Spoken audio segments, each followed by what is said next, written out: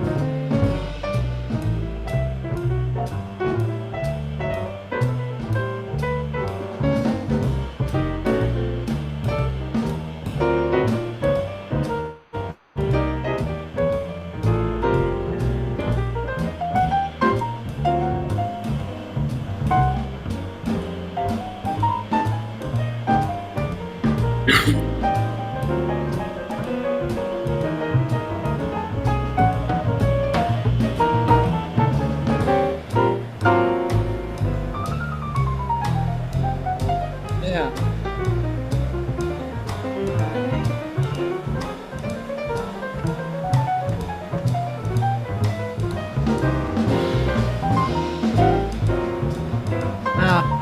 Trio sounds so good. Yeah, it's quite a player. You know him?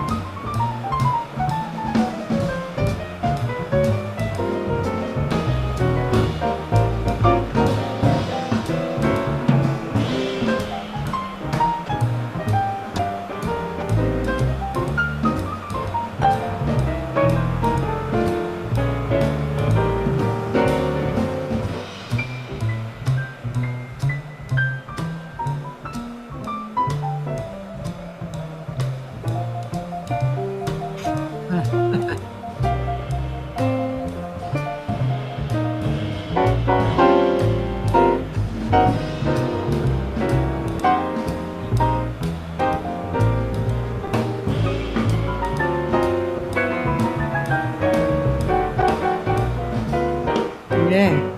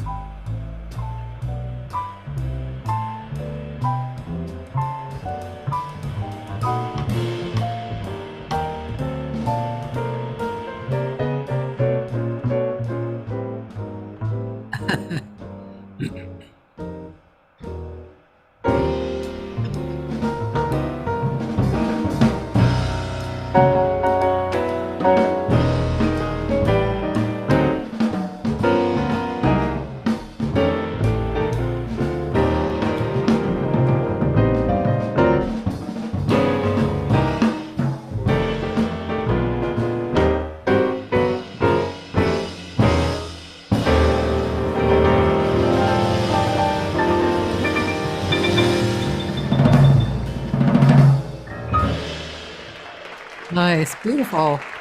Tim Horner. Yes.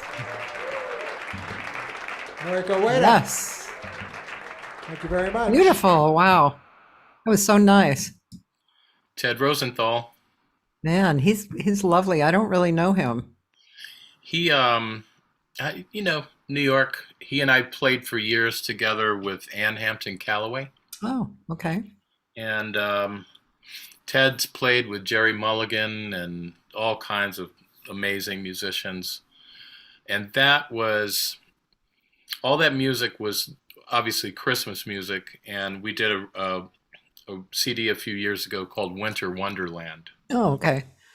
And so places like Dizzy's and a few other places have had us just perform a Christmas show. Oh, nice. So that was from, I think, probably a year or two before the pandemic. Yeah. Yeah. And we're going to do one this year Are you? That's great. in Harrisburg, PA. That should elicit a lot of great emotions. Yes. You know? Leaving my apartment elicits great emotion. So, ladies and gentlemen, this is Tim Horner, my guest for today. Great drummer on the East Coast, and and interestingly enough, about 45 years ago, we went to college together.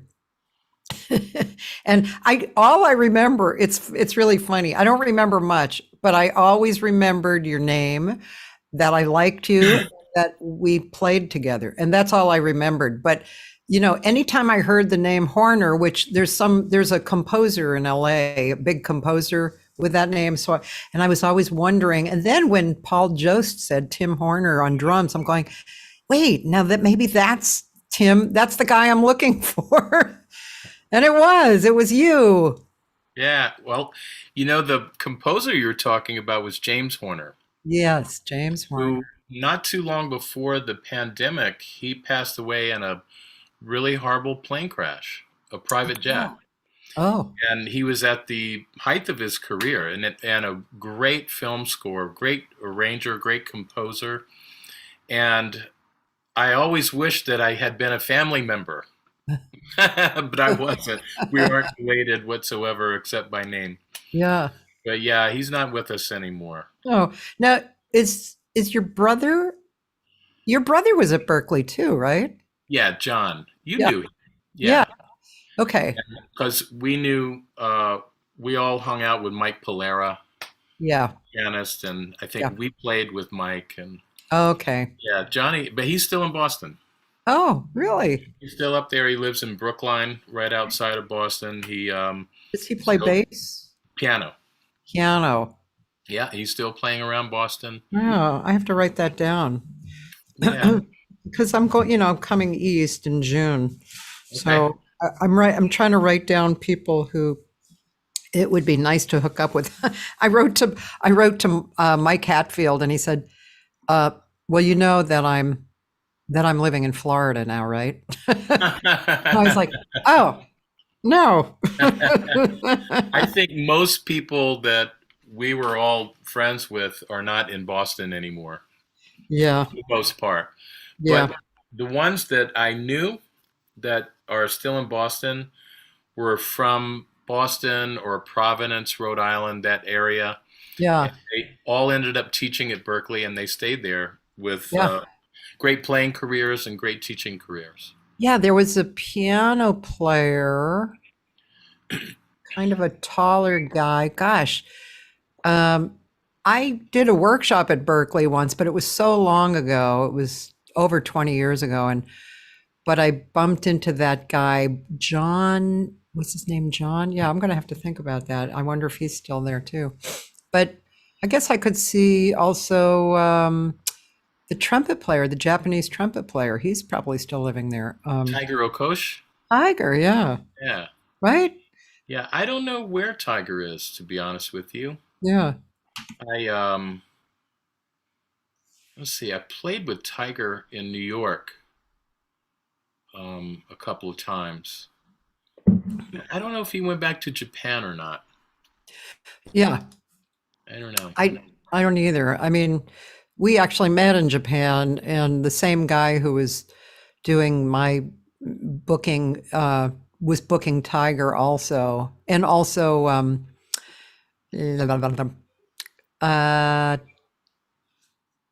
piano player who played with Gary Burton.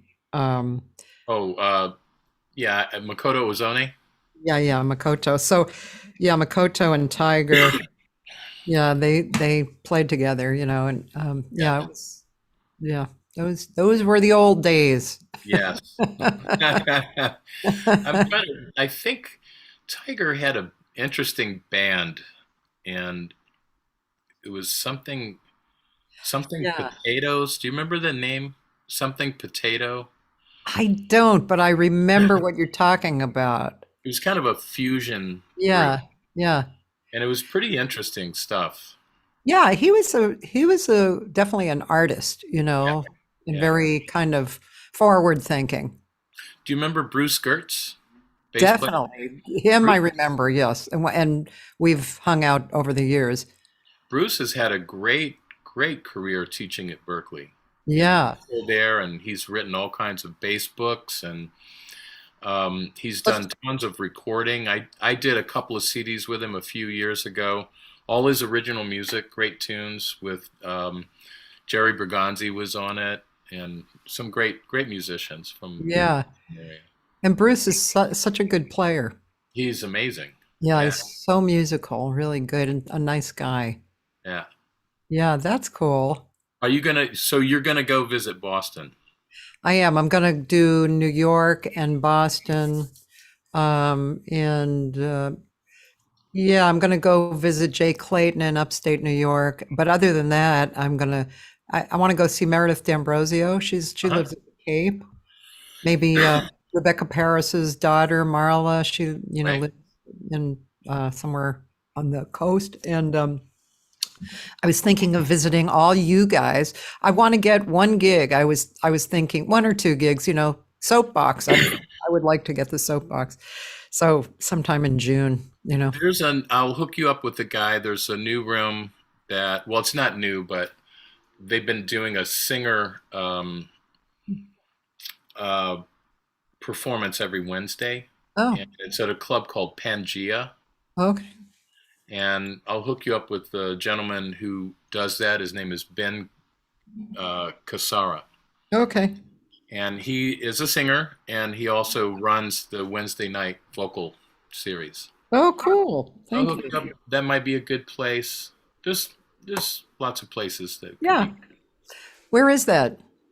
Pangea is on Second Avenue near 12th Street.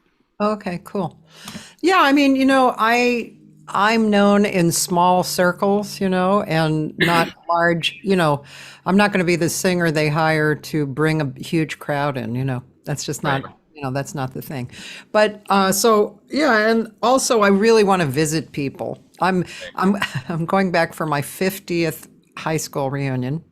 Now, And also to visit my nieces and my cousins, like we always hang out. We try and hang out once a year for a weekend. So that's at this time too. So how long has it been since you've been in Boston? not that long. I guess it was probably the year before the pandemic started. Hmm. Okay, so you've been in Back Bay. You know how it's changed. Yeah. Really changed. Did you go by and visit Berklee? I don't think I just drove by. I don't think I went in. It's really different.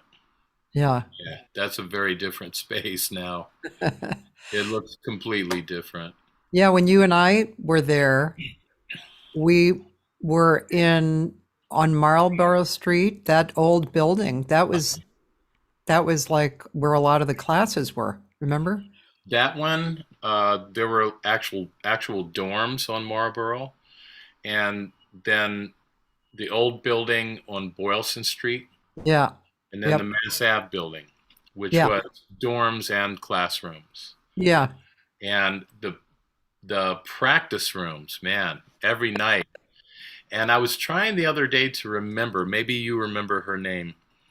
There was this small redhead who was really tough that worked behind the counter and gave out the keys for the practice rooms.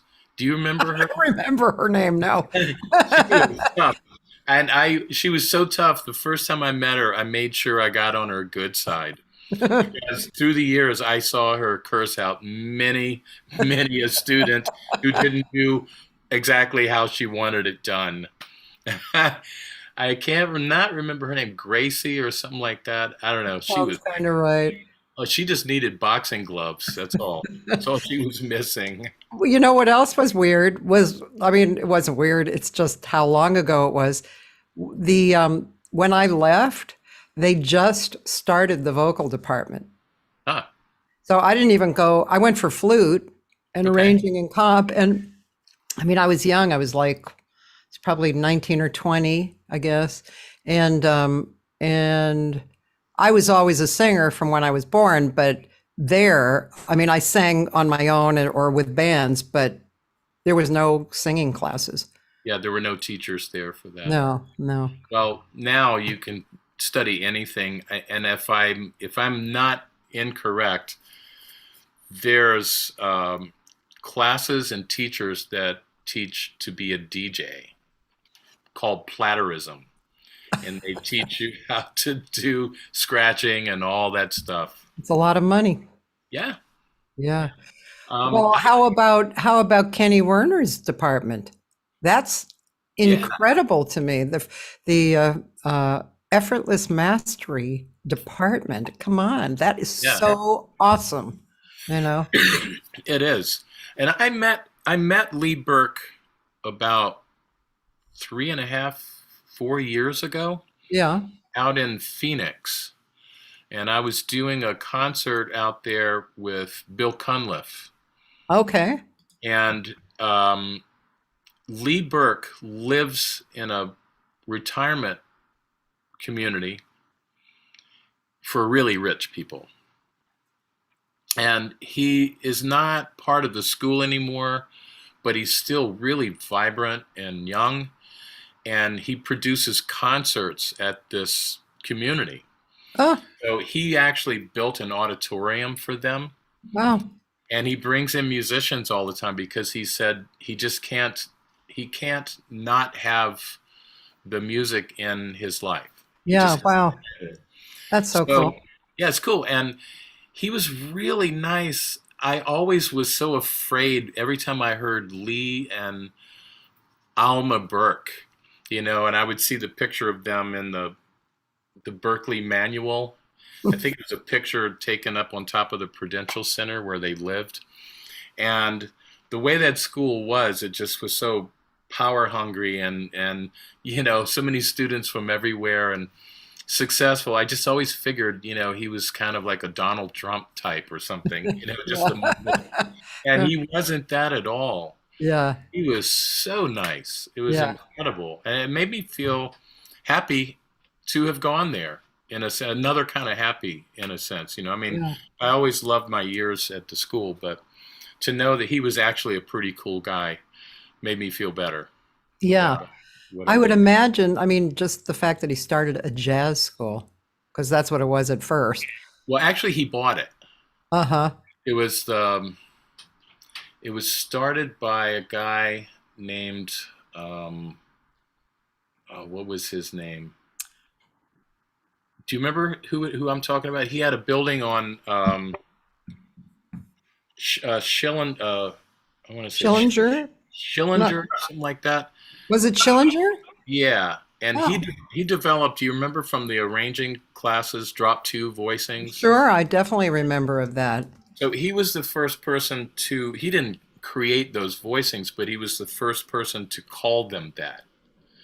Right. So you drop the third down to the bass and then the fifth, and all that style of arranging and just the technique of it and how he named everything. Yeah. Schillinger, something like that. Yeah, well, yeah. And it was on, it was one building on that street right behind Boylston Street. Yeah, I guess this was the first building right there. Yeah. And Newberry Street. I don't know if you can find it, but there's a really great picture that I saw once of some music. Yeah, there's Toshiko. And Herb Pomeroy. Herb Pomeroy and Dave, well, these are students. Everybody's a student. everybody was a student. For Herb, yeah. Yeah. Wow, Toshiko was really young there. Yeah. But there's a picture of it, some musicians sitting on the front. Okay. And I think, what's his name, the great bass player that played with Weather Report, first bass player with Weather Report. From Czechoslovakia. Yeah, it was Miroslav? Miroslav Vitus, yeah. He was sitting on the steps and some other people. They all went to Berklee when they came to the States. Look at this. Berklee recognizes the guitar as a principal instrument. There you go. That's good. Oh, wow. Alf Clausen is sitting in the front row. Wow. Oh, and there's the second building. Right. And wow, yeah. Duke Ellington. Duke. I was in class when Charlie Mingus came. Yeah, I remember that. Teach the I class. remember that. Yeah. He was actually being wheeled around in a wheelchair. Oh, yeah, yeah. And look, here's Lee and Alma. Yeah, there they are. And Lawrence. Lawrence. Yeah. His dad. Yeah. Whew. Wow, man. And this is already 1984 and 1987, so I was long gone in here, but Me too. it's really, yep, moving into the beginning. Yep. Yeah, anyway, it's pretty cool, you know. I think we all used to call it Berklee College, the music, Berklee College, the music of, what was it? Berklee College of Musical Knowledge, or Berklee College of Musical Knowledge, something like that.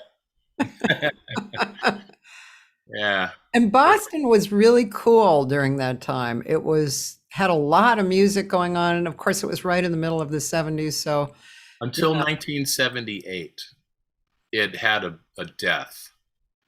Boston? Yeah, musical death. Really? Jazz 'Cause death. I was gone by then.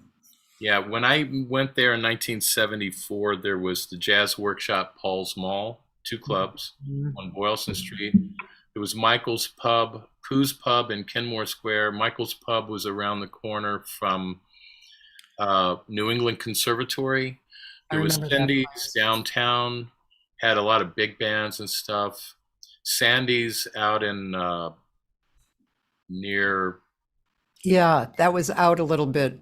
yeah, near that beach area. Yeah, uh-huh. I forget the name of that beach, but there was so many clubs, and by 1978 they were all done.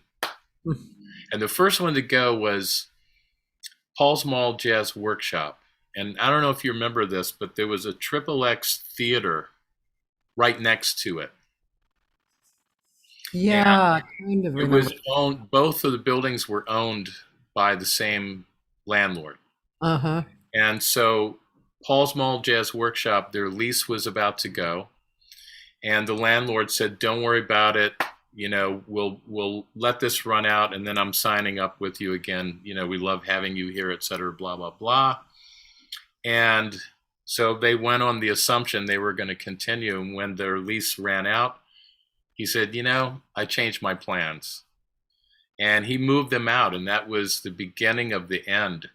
Not too long, maybe about 6 months later, Michael's Pub closed, Pooh's Pub closed. By the time I left in 1980, there were no more jazz clubs. Oh, now did Scullers appear at that time or not? That's after. After, yeah. That was after all that. I think I was already in New York when that happened. Yeah. A couple of little clubs on the outside of Boston have been surviving. There were a few clubs in Cambridge, Riles, and the 1369. Yep. And they're both gone. Riles just folded Oh, recently, like wow. I don't know, a week ago or something like that. They must have been open a long time. They tried to keep it there. Yeah. But I think, you know, Boston has just been, it was a great history of jazz clubs and venues for a long time, but since the late 70s, it's had a really rough time. And it's such a teacher's town. Yeah. And so many people are there studying music, and then most of them leave. Yeah. So, and basically for the reason that there's no place to play. Yeah. And the gigs that are there, like New England Conservatory, for example, they feed the Philharmonic, Boston Symphony. Yeah. And a lot of those musicians feed their small Broadway in downtown Boston. Yeah. You know, they have about 2 or 3 Broadway houses where they take shows there before they go to Broadway or after they've been successful. So there's a lot of musicians that have worked there, the symphony, the pops. Yeah. But if you don't have that, or you're not hooked up with some kind of wedding band, then there's nothing to do. Yeah, Bill Winokur comes on here occasionally. He actually even worked in my father's band, which was mind-blowing for me. You know, I mean, you know, my father was a band leader, sax player, but very kind of a union guy kind of guy. Okay. And it's just always funny for me when somebody comes along and goes, "Yeah, I was in your dad's band." It's like, wow. And you know who I'm going to be talking to is another one of our classmates, John Novello. Did you ever play with him? I don't remember. I know the name. I don't think we He's a played. keyboardist. Yeah. he had a band called Niacin for a long time, which had one of the best drummers ever. I'll have to look it up. But anyway, he played B3 in the Combat Zone. Uh-huh. And let's see, Niacin had Dennis Chambers. Dennis Chambers. Yeah, Billy Sheehan, John Novello, and Dennis Chambers. A real interesting mix. Wow, what year was that? That, let's see, lasted a long time. Founded in 1988. Okay. And they released their first album in 96, and then their third album in 2000. You know, it might be one of those kind of bands that, you know, comes together whenever. You know what I mean? Is John still in Boston? John moved to, let's see, where did he move? I think he moved to Texas. Oh boy. Yeah. I hope he's in Austin. Yeah. Yeah, he's an interesting guy. I'm looking forward to speaking with him too again. So, yeah. So anyway, let's get back to you. Okay. So, oh, and let me just say hellos to you, Joyce Glasgow. Oh, okay. She says, "Great to hear you being interviewed." Dennis, She's one of the great jazz fans. She I is. think follows everybody. Yeah, That's amazing. I don't know how she has time for it, but you know, I'm constantly seeing her comments on Facebook, and she goes out and listens to a ton of music. yeah, I know. She's really cool. She's on here a lot, and she's always offering good suggestions. Yes.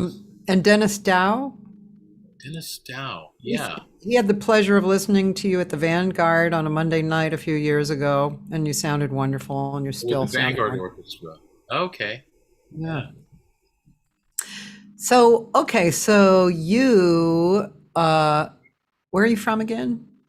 I grew up in southwestern part of Virginia. Roanoke, right. I remember my friend is from Roanoke, and so are you, but my friend's a lot older than you, like at least 20 years older. But so anyway, Roanoke, and I have a picture of Roanoke already because I've been friends with this guy for a long time. And so he's told me a lot about Roanoke. But Roanoke is basically a small town, has a college there, Uh-huh. right? And Actually, several universities around there. uh-huh. VMI is not far from there. Yeah. UVA is not far from there. That's in Charlottesville. Uh-huh. Virginia Tech is an hour Uh-huh. away, Blacksburg. And you're Holland's not too far, you're not too far from DC either, right? It's probably about 3.5 hours. Oh, okay. A little farther. Roanoke is really close to Virginia and to North Carolina and Tennessee. Okay. So, you and your brother, your brother is younger than you? He's older, 4 years. Oh, okay. So you guys grew up as musicians, and were your parents musicians? Yes, my dad was kind of a professional amateur drummer. He was a principal of an elementary school, but he played drums from when he was in high school. Yeah. He played drums in a military band in Fort Dix, New Jersey. He, when he ended up in Roanoke and he was raising a family, he played in trios on like weekends. And he played with another band that I played with called the Stylistics. And it was like a swing dance band. Yeah. And he played with a big band. And I think he had a string of about 10 years where he played for the Miss Virginia pageant. Oh, really? So he did these kind of things. He was a really good drummer. He was kind of natural. Uh-huh. But he didn't want it as a career. Yeah. And he enjoyed his education career. And then my mom had incredible ears, and she played piano by ear. Hmm. And she was the pianist and organist for the church that I was in when I was a little kid. And my father was also the choir director. Oh boy, your dad did a lot. He did, and my mom was just total natural. He would put music in front of her, and she couldn't read it, but she would stare at it to make it look good.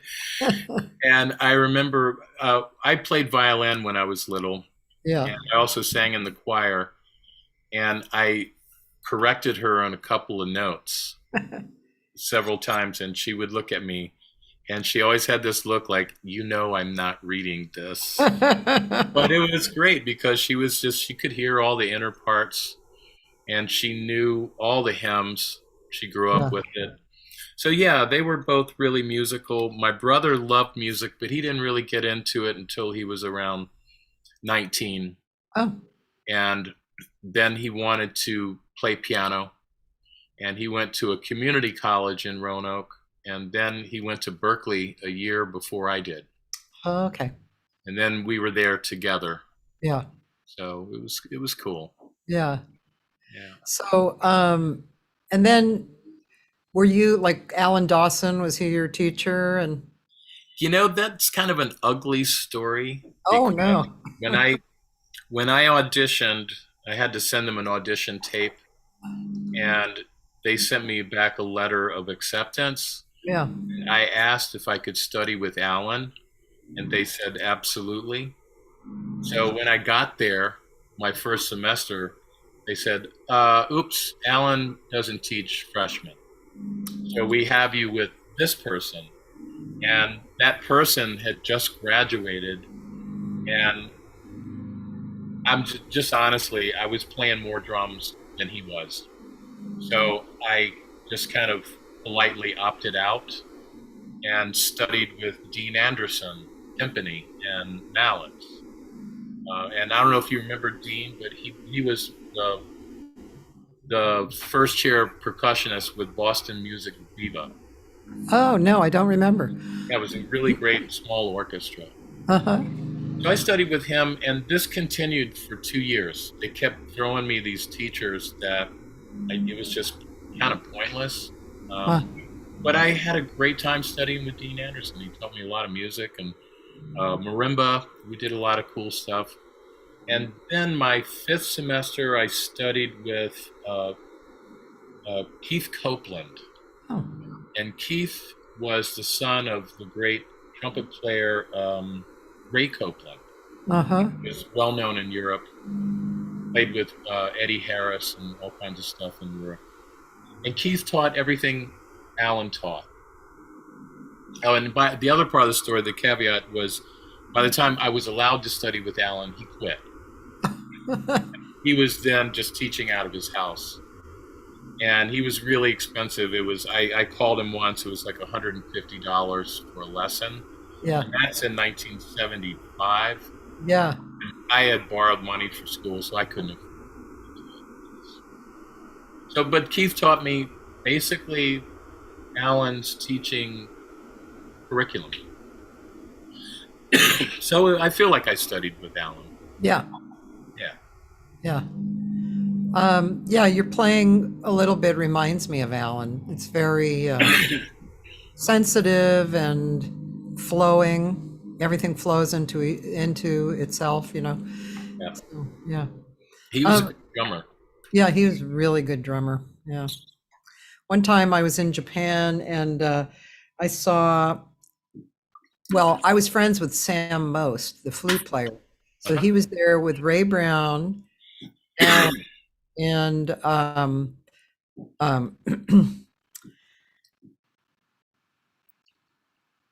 I always, for some reason, I have a block against his name. He's one of my favorite piano players. He was one of a few brothers, all brilliant jazz players. Let's see, was it Jones? No, who was it? Hank Jones? Hank Jones, yeah, Hank Jones. Yeah.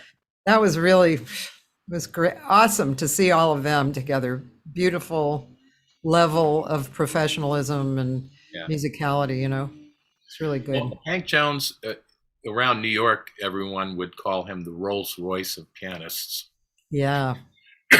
He could read, he could stylize, he played a lot of stride, played very modern.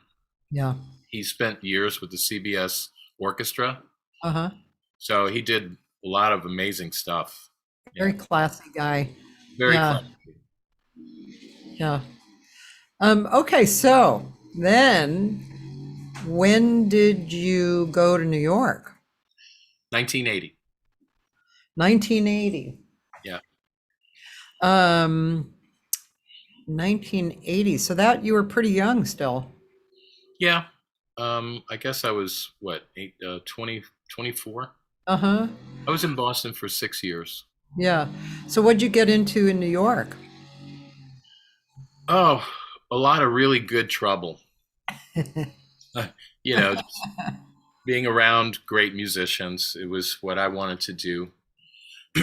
I think, Boston, like we were talking about earlier, so many things had closed up, and I was doing a lot of club dates, weddings, and things like that, and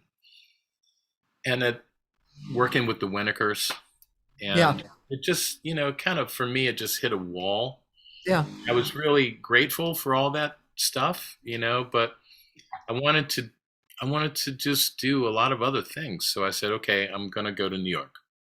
So in 1980, I made that move, which was great. Yeah. And when I got to New York, I think one of the first musicians, first really well-known musicians that I played with was Clifford Jordan. And the first gig I had with Clifford, on the break, he came up to me and he said, you're really swinging, young man. I like your playing. Did you go to school? And I said, yeah, I did. He goes, where'd you go? And I said, I went to Berklee. He goes, oh, Berklee. Cool. I promise I won't tell anybody. Oh, and by the way, school starts now. So, and, I have to say, there's things, I don't care what college, university, conservatory you go to, Yeah. there's things that you learn there that are valuable. Uh-huh. Right. There's things that you learn there that they're just going to be with you forever. It's part of that period of your life. But when you start working with the people that actually are the history and were the history of this music or any music,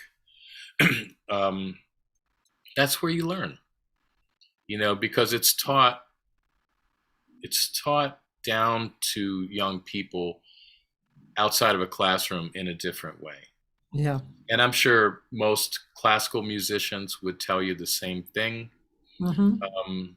My better half, my partner, Emma Mitrovic, who's an incredible opera singer, she reminds me of most jazz musicians, where we would sit and listen to Train and all these people who've passed on. Yeah. And she listens to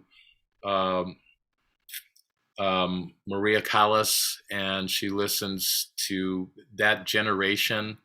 And she talks about, how they weren't the perfect voices, but they were incredibly soulful voices, and they were natural voices. And there's the quality to them of the music that they make that is just, it's beyond compare. You can't learn that in an institution. And I agree with her. Yeah. And I think all music and art has that element that there's a thing you learn in school, and then when you get out and you step into the arena where you're with people who do it, Yeah. there's a whole other spirit and thing to learn there. Yeah. Franco Corelli, she loved Franco Corelli. Huh. And she loves telling me how I think he was from a family of bakers, something like this. Uh-huh. And he wasn't trained. He just owned that voice. And then he finally had his career, and he was just so amazing. So, yeah, that moving to New York was different and hard. Yeah. I think if I had stayed in Boston, in some ways it could have been easier. Yeah. But when you move to New York, there's 2,000 other drummers, Yeah. and we're all in the backyard of Elvin Jones, who lived in New York, and Al Foster, who lived down on the Lower East Side, and Billy Hart, who lived in Manhattan and Jersey, and they owned this town. We were just visiting, as far as I'm concerned, but learning from them. Yeah. And that was really interesting too, because there were so many more clubs than what we have now. Yeah. So I remember telling Billy Hart, who's a really good friend of mine, I went to hear him at about 4 or 5 different clubs over the course of about 3 months. And I said, Billy, it's like you're on the road, but the road is just 2 blocks away every week. So you don't have to go to the airport, but you'd be at the Vanguard for 2 weeks. Then he'd be at this other club for 2 weeks, and then Birdland for 2 weeks. And it was amazing. And I would get to hear him play with so many different groups. Yeah. So that was pretty important with New York City. Yeah. And I guess it's still like that in some ways, but it's changed. We don't have the amount of clubs, and of course they're really expensive now. So to go to hear a night of music at Birdland or something, it could easily cost you, and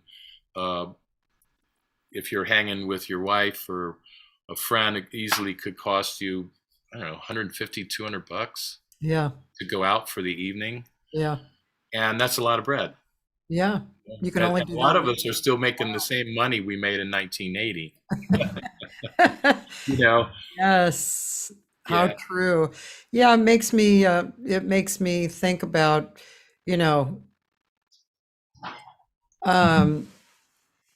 the older days when we had, and in LA too, we had these clubs that had pianos, had a PA, a piano, and it was a jazz club, and there were a lot of the guys who you're talking about, coming up and playing there.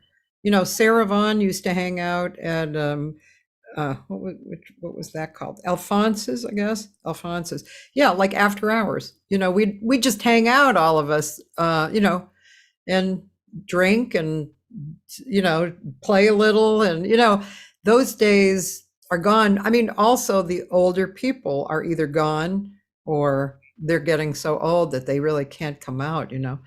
and but when the last place I was kind of booking, I tried a little bit of booking like the veterans, together to bring a little more light to it. Actually, I think wasn't I talking to the soapbox owner, and I think he's saying that he's actually wanting to do that or starting to do it, like having a night dedicated to the older musicians.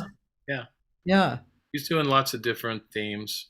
Yeah. My girlfriend Emma, she's played there twice. Oh. So he's starting to have classical music, and wonderful. she's streamed there. So if you're Oh, cool. if you join Soapbox Gallery as a friend, Yeah. you can see all the concerts that they archived them. What is Just Emma's last name? Mitrovic, Mitrovic. Cool. And just a quick little caveat talking about Sarah Vaughan. Emma and I live in East Orange, which is right next to Newark, which is where Sarah grew up. Oh, okay. And we have a really good friend here in the building named Shirley. And Shirley grew up with Sarah. Oh. And Shirley has great stories about her and Sarah. And one of my favorites is how Sarah sang at her wedding. And it's funny, her speaking voice reminds me of Sarah. I get the Newark accent. Yeah. Something about it, I keep telling her, Shirley, I hear a little bit of Sarah when you talk. Yeah, that's really interesting. Yeah, yeah. See, this is when this part of me that likes to start things, Huh? like, kind of goes, "Hey, you should really see about starting a jazz club." You know, and I That one you might want to think about for a minute. well, it would only be if I won the lottery, you know. You know what I mean? And I could afford to just Absolutely. go out. And when I was younger, I could have done it a different way, you know, like kind of brought a lot of people in to kind of Right. work together and contribute together. But in these days, I probably would need to have the lottery or have somebody give me the opportunity of a club. Yeah. The last series I did, that's what they did, which was perfect. It was a Yeah. really perfect way to book book musicians, and it was lovely. Right. Too bad you guys didn't, weren't around at that time. You would have loved that club. It was so great. What was the name of that club? Well, it was called Bar Fedora or Bar Fedora. The series I called Saturday Night Jazz DTLA because it Huh. was downtown. It was across from the Disney Hall, and it was inside. It was really an unusual thing. It was inside this high class vegan restaurant, but it wasn't actually in the restaurant. You went to the back of the restaurant. There was a door. You opened up the door, and there was this New York style club, beautiful, small, like held 60 or 70 people in the audience, low stage, lights, sound. It was really beautiful. Right. Very nice. Well, you're working sometimes with John, what's his name at the G Spot? Oh, Alan Goldman. Alan. Yeah. Which is, I think, one of the coolest things I've ever seen because he actually built a jazz club in his house. And that when we walked in there for that master class, I mean, I think all four of us were just looking around like, what is this? This can't be where he lives. And sure enough, that's where he lives. I was just freaked out. A Hammond B3 organ, drum, Gorgeous piano. gorgeous piano. Every Tuesday night, what is it? A nonette plays, and Yeah, rehearsal band, Nanette. Yep. yeah, and then other people perform there, and 40 some chairs and a bar. 60 or 70 chairs altogether. Here's 70 chairs and a bar. I mean, Bar. that's pretty impressive for your home. Yeah, And a very interesting person. very Yeah. interesting, very fun. Yeah. Really terribly gracious and giving. I mean, he doesn't have to be, and he is. He's just so giving, which is great. Yeah, I've known him for like probably 30 or 40 years, and he used to be like a gigging musician, Right. He's a And- pianist, right? well, piano and horn. And horn. Yeah, like Horn is in saxes. saxophone. Yeah. But he's just a funny guy. Like sometimes I'll show up, he'll go, Kath, I'm picking up the banjo. Of course you are. Kath, I'm picking up the French horn or the tuba. Yeah, okay. You remember Joe Cohn, No. guitar player? He was at Berklee when we were there. Yeah. And Joe is the son of the great tenor player Al Cohn. Oh, okay. A Yeah. tenor player and composer arranger. Yeah. And Joe is like that. Joe plays, well, he's a guitar player at heart, Yeah. but he plays piano really well. He plays great bass. He plays alto. He plays trumpet.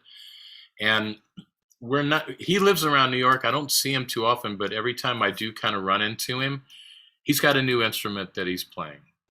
And it's just like, he's one of that crowd, I guess, just like Alan, they get to a wall and they go, okay, I need another instrument.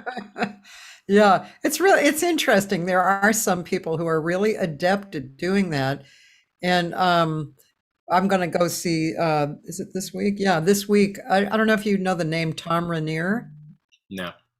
This is the kind of piano player you would love to play with, and equally good on woodwinds.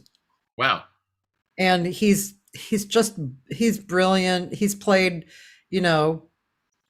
I think he played for one of those TV shows, that has the music, a focus on the music, and played in Disneyland. But I mean, he's really good. God, I'm really looking forward to it because I haven't seen him play in a long time, and it's going to be brilliant. But Wow. yeah, he's a guy. If you're ever out here alone for some reason, yeah, you should hook up with Tom Rainier. He's so good. Wow. Well, I'd love to. Yeah. Yeah, and then I mean, just it's really interesting how people really um, are driven to play different instruments. How about well, he plays different woodwinds, but you must know Scott Robinson, right? Oh, yeah. Very well. And Yeah, I mean, Scott was at Berklee when we were there. Did you know that? I don't know if he and I must have talked about that because I interviewed him. But he has a wild thing. I have a great Scott story. Yeah, So, Scott plays every reed instrument possible, yeah. except I don't think he plays double reeds. Okay. Oh, English horn, any of that. But he also collects like bass saxophone, contrabass saxophones. Yeah. He loves collecting big instruments. Uh-huh. He also plays trumpet. He's got one trumpet, I think he calls it a whisper trumpet, and it's got a special valve that when he hits that valve, it cuts the sound down like by Yeah. half. Yeah. And he's got a trumpet that has two bells. Maybe that might be the one that has two bells. Uh-huh. He plays some trombone, valve trombone, and I mean, he's ridiculous. He just He's plays all amazing. this stuff. Yeah. So he and we were doing a tour with a bass player named Martin Wind Uh-huh. and Bill Cunliffe, who in Yep. LA. He Yeah. was in the band, and I think it was the last night of our tour. We were in one of these classic German clubs that were bomb shelters.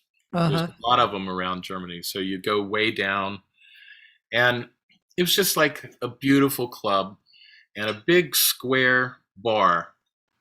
And all around the bar, there's real instruments that were attached to the top of the wall. Okay.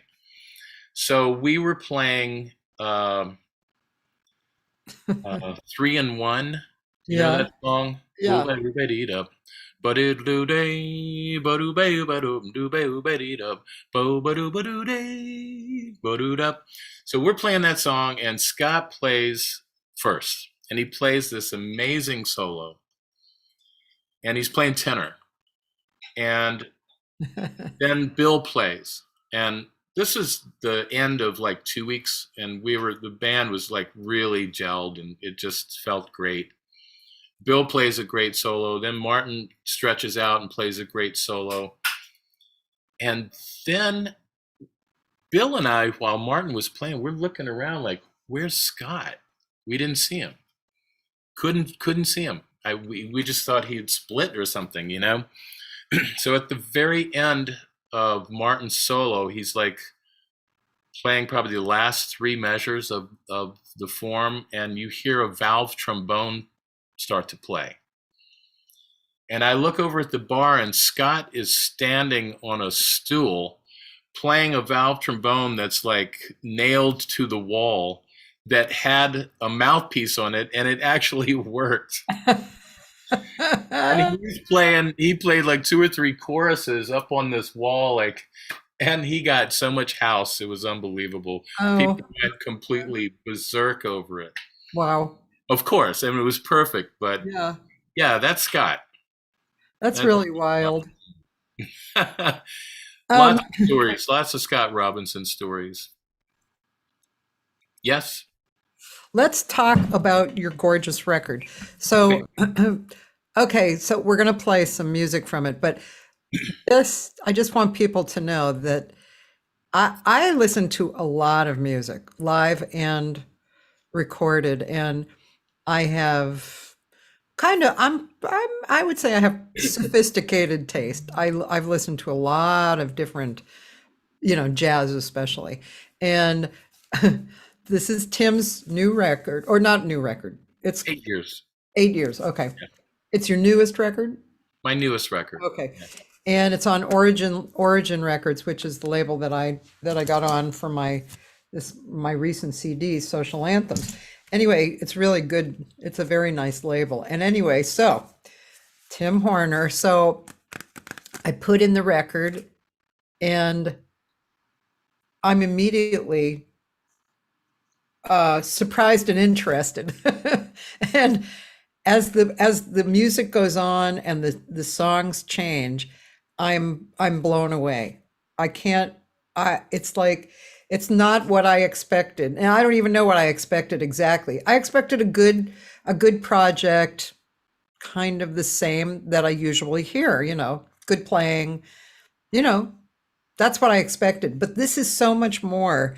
And then even on number 7, which is Mandala, I hear the singing, this kind of almost ethnic, wordless singing. And I'm thinking, who the hell is that? And then I look and it's Tim. And the song is totally different from the other songs. And this record is amazing.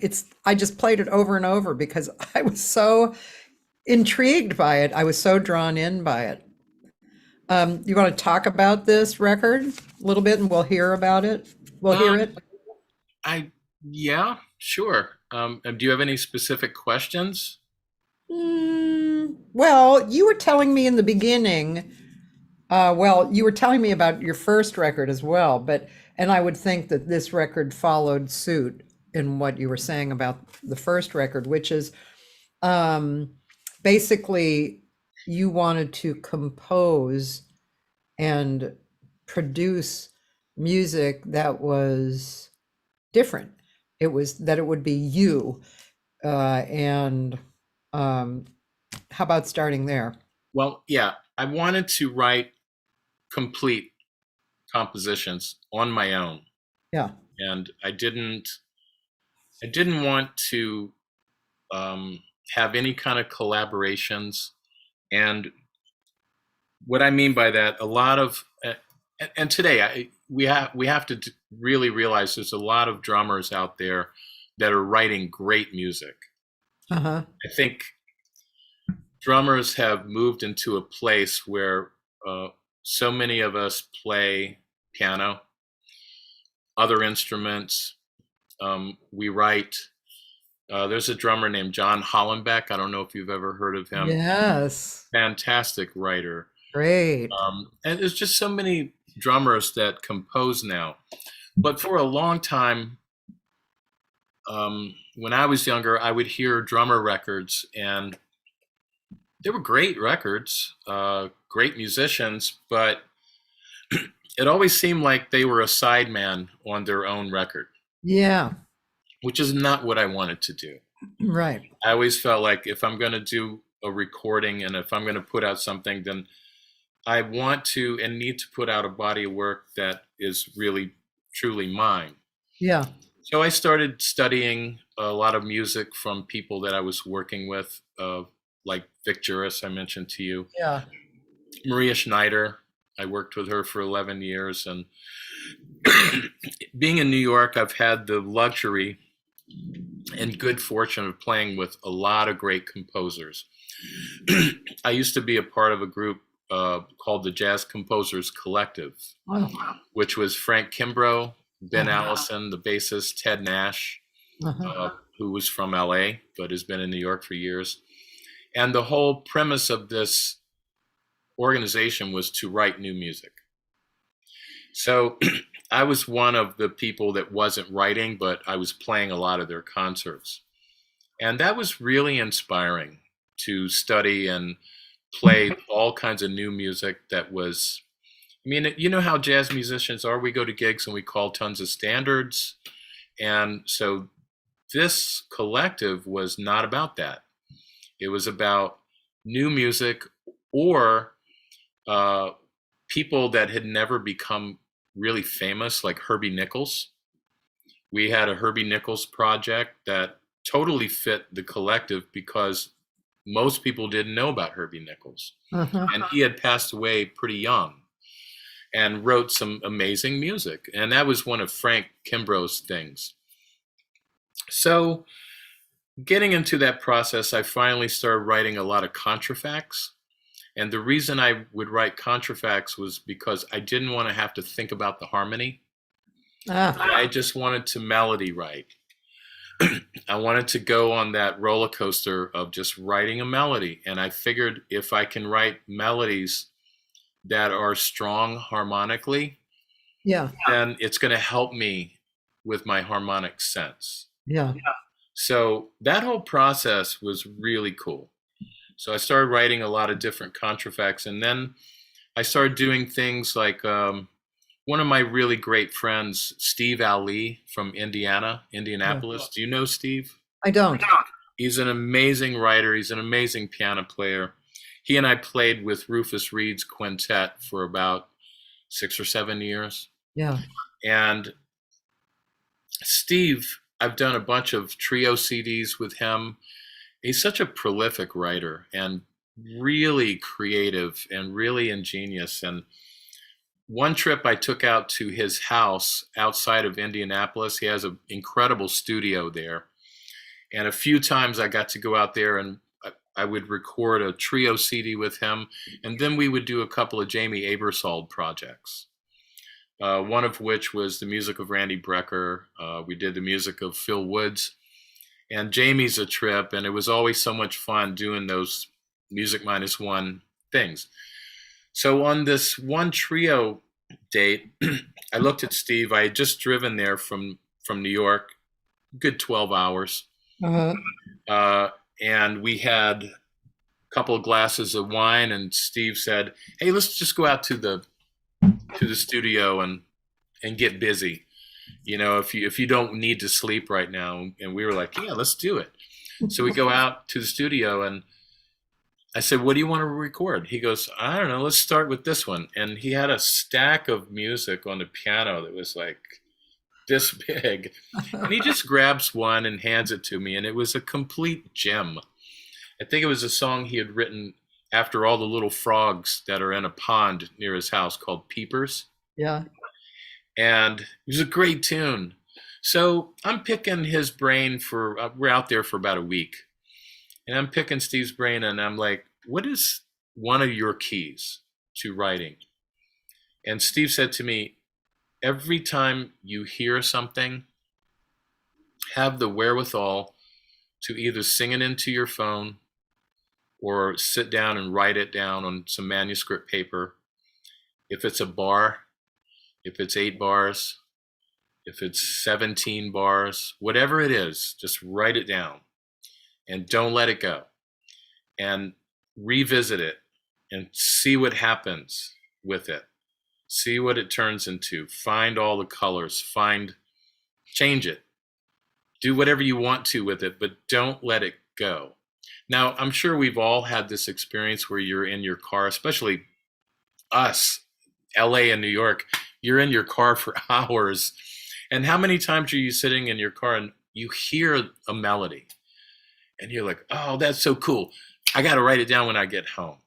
And by the time you get home, it's so far gone, you know? And so I started singing those things into my little recorder on my phone, where I would write them when I heard them. If I was home, I would just go sit down and write.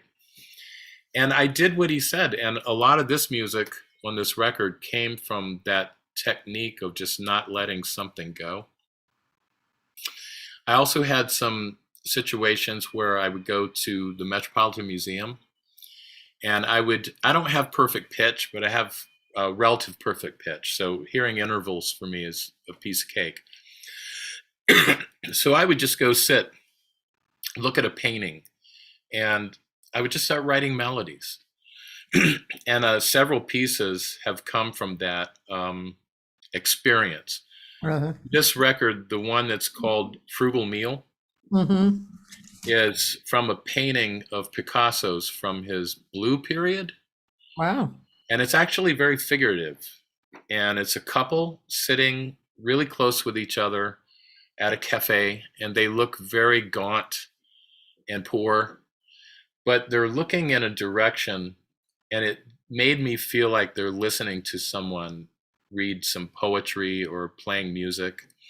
And they've got about that much left in the bottle of wine and a little crumb on a plate. And it's just such an incredible picture to me, a vision of what I see all the time when I see people in the audience, you know, that are really into it. And so that's how the frugal meal came about. I just sat and started writing this melody. And one thing I think you can feel from the record, Yeah. every song is kind of through composed. Uh-huh. It's not, you're not going to hear a song that's AABA necessarily. There's one which I kind of laugh at. It's the piece, The King.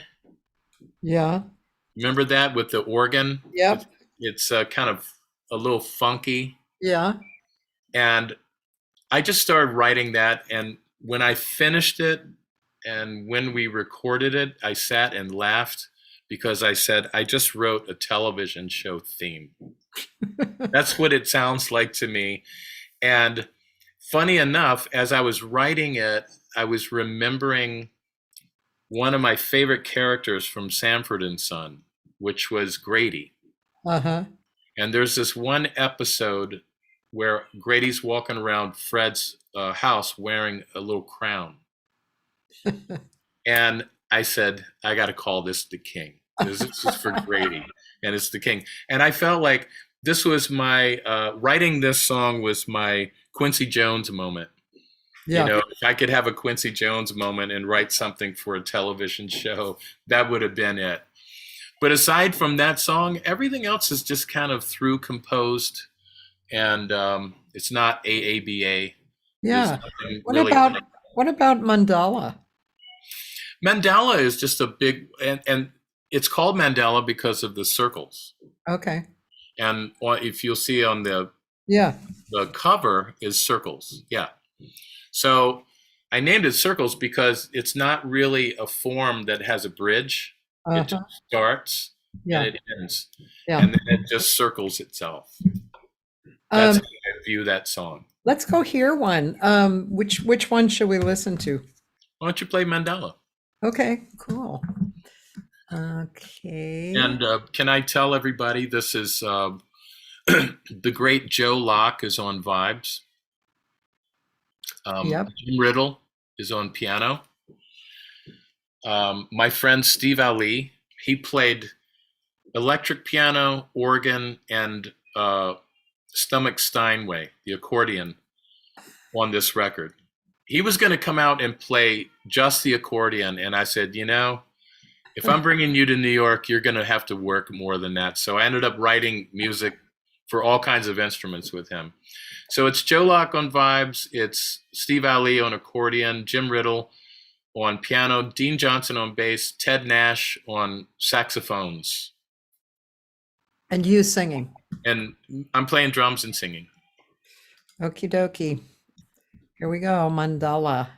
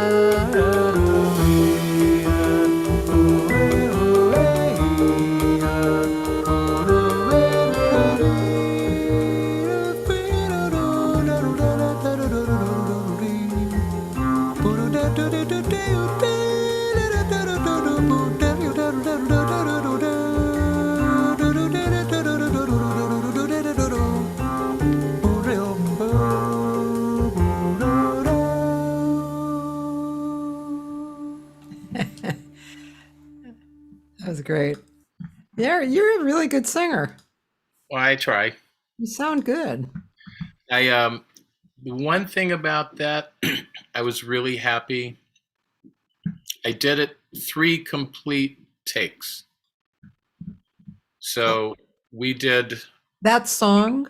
that song. Yeah. No, my vocal. Oh, okay. Yeah. I didn't vocalize while I was playing. You're right. Okay. So I did it in a mixing session, and we let the take run. I did the first melody, then the soli that I wrote, and then the last melody. We did it 3 times. So we took the last one, I think, and there were three or four places, 3 or 4 notes where we had to clean up my pitch. That's it. I was really happy about that. Yeah. As not being a singer, it's frightening. You realize when you start singing and you're on tape and you hear back a bad note, and it's like, oh, wow, maybe I don't do this, But I've always loved singing. I've always loved scat singing. I've always kind of transcribed solos from records when I was from a little kid. I would pretend I was in the sax section of Basie's band, and I would stand with my uncle, and we would sing the soli. And I've always loved that and improvising. So it was thrilling for me to get out from behind the drums. Yeah, yeah. And so Your playing on that was so beautiful too. Everybody's playing was great, but I did zero in on you too. Yeah, you have an amazing fluidity that's beautiful. thank you. Yeah. I was really honored recently.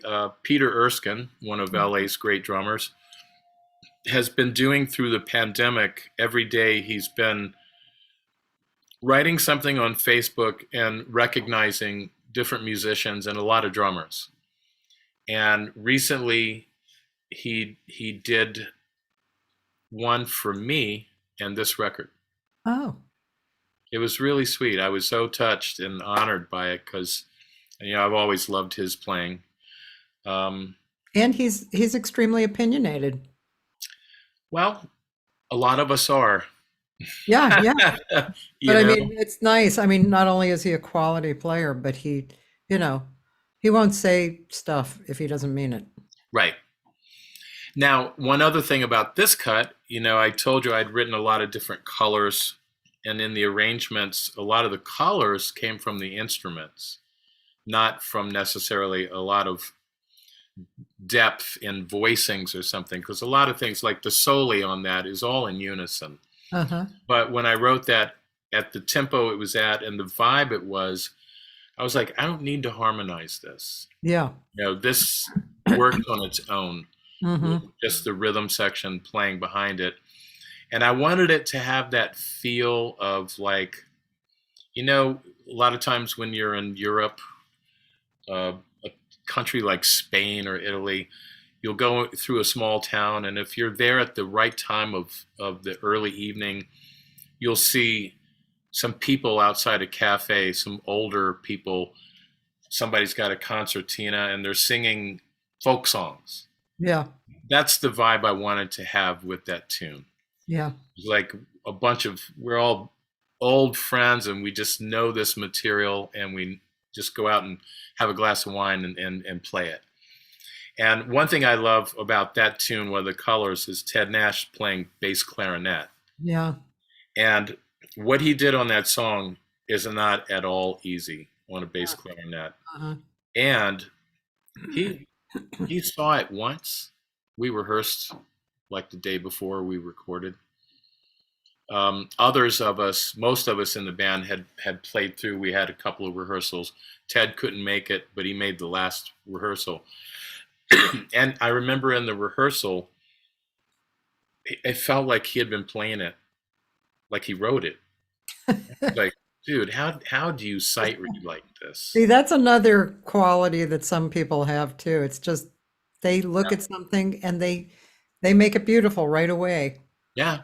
Yeah, I know. He's It's such a really nice. fantastic reader. And what you just said is an amazing quality in Ted, because he not only sight reads it, but he draws music out the first time. Yeah. Yeah, that's pretty amazing. It is amazing. Yeah. That's true sight reading, and on that level, those are the cats that really are something special. Because there's a lot of sight readers that, by the second or third time, they're going to play some amazing stuff, but not Yeah. the first time. I The know. first time they'll play it correct. We have several people who stand out here. One is Mike Lang, piano player, who's very well known, and I mean he really did a lot of studio stuff for that reason. Right. Because the very first time he played it, it was music. And then Bob Shepard, Yeah, Bob. he Totally. has that ability, and also this clarinetist who I happened to hear Sunday night, John Tegmeyer. That guy, I've never heard a clarinet player like him ever. Yeah. He's amazing, and he's young, and his tone is absolutely incredible. He can be the softest, most gorgeous tone you've ever heard out of a clarinet. Right. And Right. and then he makes music. His agility is out the window, and yeah, amazing guy. You guys in LA used to own one of the great piano players who not only was a great improviser, but he played a great jazz pianist, but he played with Barry Manilow, and he's done tons of soundtracks, tons of film scores. Bill Mays. Bill Mays, yeah. And Bill Mays is one of those people like that. And I remember one time Bill and I were playing with someone who I'm not going to mention their name, and a great someone. Yeah. But we're doing a rehearsal, and Bill is looking at a kind of an intricate piece of music for the first time, and there was a mistake made, and we had to stop, and there was a comment towards Bill, like, well, that's not what, and Bill said, well, that's what's on the paper. I'm reading it as it is. And he just played it again. And I'm just sitting there with my hand on my face, like, wow, take us to school, Bill. Because he sight read it perfectly. The mistake was on the paper, right? And I said, that's a sight reader. He's going to play what's written there. So if you want it right, you better write it right. Loved it. Yeah, that's wild. Yeah. And so I want to ask you about some, obviously you played with Bill, who I remember very well from LA. And he almost was on the show, but I think he got sick or something. It was quite a while ago. But you played, I mean, one of my favorite people to listen to is the Maria Schneider Orchestra. Mhm. And you said you played with her a long time. So tell us what happened, how you got into it, and then how it continued on. That was interesting. It was, she was married to John Fedchuk, trombone player. Oh, okay. Yeah. And John is also a composer. And so they had a big band. They kind of shared in a way. And they would play some of her music and some of his. And I forget exactly how my name got thrown into the pot, but she got a gig at a club that used to be in the Village called Visiones. Okay. It was on the corner of West 3rd and McDougal. And it was one of the really cool small clubs in New York for the longest time. And it was also one of those clubs that would basically hire the second tier professionals. Uh-huh. So it wasn't a place you went in and heard the stone cold, big names. Although they would be playing there sometimes with the second tier band. But the second tier I've always considered in New York is incredibly heavy. They're just not known. Yeah. Yeah. They just haven't made that name for themselves yet. So she had 4 Monday nights that they were given a shot to have a big band. And it was going to be her band, but they were going to do, I think, 2 nights of John's music and 2 nights of hers. and John had his rhythm section and his group of people, and then I got turned on to her by somebody. I don't remember who it was, but we came up with the rhythm section, which was Tony Scher, great bass player, and Frank Kimbrough played piano. And so at the end of the month, the guy that owned the club said, Maria, your music and your band is really incredible. Let's just do another month of Mondays and see what happens. So we were there for 6 years. Wow. And at beginning time, John and Maria went separate ways. Yeah.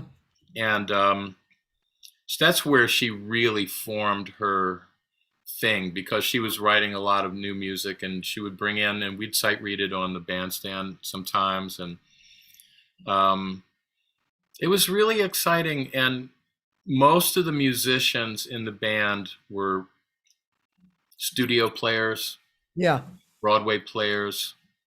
And I mean that in the highest regard, because years ago, like when Thad in the 50s and 60s, Broadway musicians weren't the top tier jazz musicians. Okay.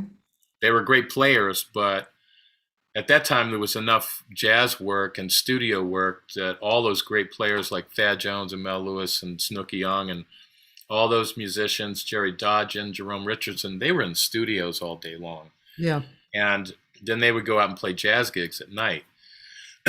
So during these years of Maria's band, a lot of that studio work was gone. Uh-huh. And some of the cats still did stuff like that, but a lot of the cats in the band had Broadway shows. And we had a trumpet player, Laurie Frink, who was, I think she always had a show. And she also was a technician on the trumpet. People would come from all over the world and study technique with her. So this band just was amazing, fat, gorgeous, lush, in tune. It was just like sitting in the middle of what heaven might be, you know? Yeah. And every Monday. And that's what that was. We did a little bit of touring, but not nearly enough. But we were there for six years. And during that time, we did 3 records. We did, the first one was called Coming About. Mm-hmm. That was her first big band record, all on her own. Then we did a live record from the Jazz Standard called The Days of Wine and Roses. Okay. Which was interesting. There was a winemaker in Germany who had fallen in love with the band and her music, and he made a great Riesling. So he came up with the idea, let's do a live recording from the Standard, because we were going to be there for 2 weeks. Yeah. Let's do a live record, and then I want to package the record with some of my wines. Oh, nice. So he did. It was really cool, and a very sensuous cover that had a rose on it and blah, blah, blah, blah, blah. And that is, in my opinion, was one of the greatest records she did, because it really captured the band. Yeah. We had a great engineer who recorded it all live to 2-track. Wow. But it sounds like the band sounded in clubs. Yeah. And then I did another one with her called Allegress. I have that one. And I think that one was nominated for a Grammy. Okay. We didn't win, but we were nominated. Yeah. And then after that, that particular band, for lots of reasons, it just started changing. Uh-huh. And I don't want to go into the reasons, but Yeah. For me, that was the end of 11 years. Which ended up being fine, because then I started subbing a lot for John Riley with the Vanguard Orchestra. Oh. And for about 9 or 10 years, I did a lot of playing for John down at the Vanguard, and I did a few tours with the Vanguard band. So I got to live another dream, which was to pretend I was Mel Lewis, sitting up on that stage, playing on Monday nights and playing so much of Thad's music was just Mel and I were pretty good friends the few years before he had passed away. Uh-huh. And so that was just a really fantastic dream. Then I went on a tour with Bill Mays in China for 5 weeks. And they had called me to do 3 nights during that period, and I couldn't do them. And, you know, being a sub in a big band like that, once you have to move from a position because you're doing something else, then somebody else is going to do it. And then all of a sudden you're gone. And it's just the nature of being the sub and not the main person. So I haven't done it in about 6 or 7 years, maybe. But funny enough, the other night I was doing a concert at Temple University, and Dick Oatts, the lead alto player in the Vanguard Orchestra, came up and played a tune with us. And afterwards, he looks at me, he goes, "We got to get you back down at the Vanguard."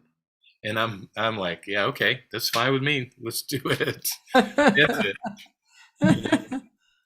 So, but that was kind of the Maria thing, and Yeah. it was interesting. It was fun. I felt like I did something that, I mean, I definitely did something that was unique. Yeah. It was the only thing in New York that sounded like that. And it was, I think, very special. Yeah. I enjoyed those years.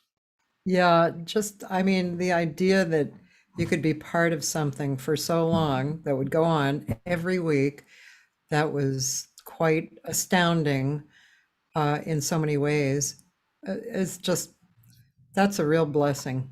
That's Yeah. part of, that's a big part of your personal feeling of success, I can imagine, you know. Yeah. And I think I also, playing that particular gig, not just her band, but that one helped create a sound that I think I've always wanted to have, which is I've always wanted to have that nice fat swing that all my mentors had, the Mel Lewises and Billy Hart and Al Foster, just the depth of their pocket. But at the same time, I always wanted to keep that thing that I learned when I was a kid. I played in some orchestras. Yeah. In Roanoke, we had an orchestra that had a short season, but we would play about 8 concerts. And we had ringers from Norfolk and from Washington. So the symphony always sounded pretty good.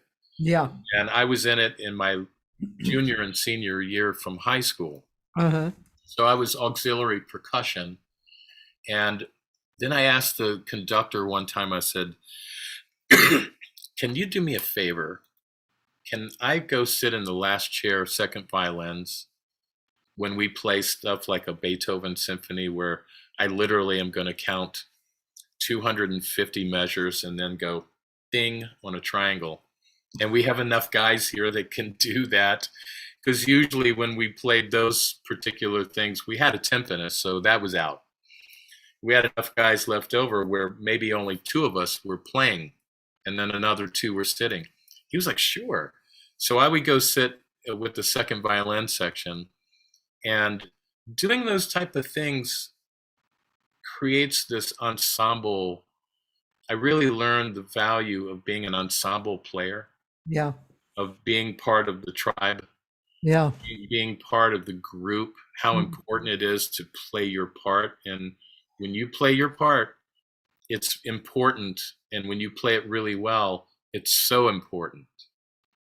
And I think this is one reason musicians can make such good diplomats. And we have that sense of being a small part of the whole, you know? And your part is really important. And as you do it really well, it makes everything else so much better. Yeah. So that was always fascinating to me. So it kind of, Maria's band helped me formulate that kind of drummer where, for me, I don't need a solo. And don't get me wrong, I love playing drum solos and I love trying to play melodies on drums. I think it's such a great, that's an incredible task, being melodic on a drum set, because it's rather avant-garde when you think about it.